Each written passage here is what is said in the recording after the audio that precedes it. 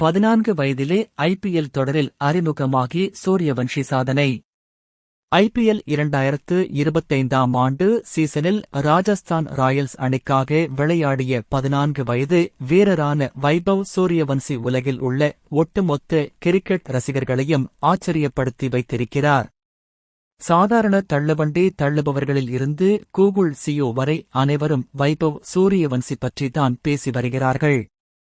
அதுவும் குறிப்பாக லக்னோ அணிக்கு எதிரான இந்த ஆட்டத்தில்தான் எதிர்கொண்டு முதல் பந்திலேயே சிக்ஸர் அடித்து அசத்தினார்.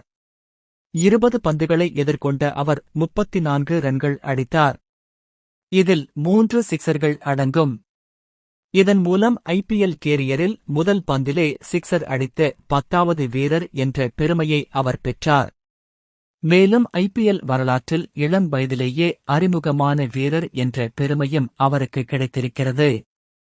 இந்த சூழலில் வைபவ் சூரியவன்சியை பாராட்டி முன்னாள் CSK வீரரும் இங்கிலாந்து அணியின் நட்சத்திர வீரருமான சாம் பில்லிங்ஸ் பாராட்டி சமூக வலைத்தளத்தில் பதிவிட்டுள்ளார். இதுகுறித்து கருத்து தெரிவித்துள்ள அவர், இதை கொஞ்சம் கூட நம்பவே முடியவில்லை. 14 வயதுதான் ஆகிறதா, முதல் பந்திலேயே சிக்ஸர் அடித்திருக்கிறார். அவர் பேட்டை சுழற்றும் முறையை பாருங்கள். பார்ப்பதற்கு அப்படியே யுவராஜ் சிங் தன்னுடைய உச்சகட்ட பார்வில் இருந்து விளையாடுவது போல் இருக்கிறது.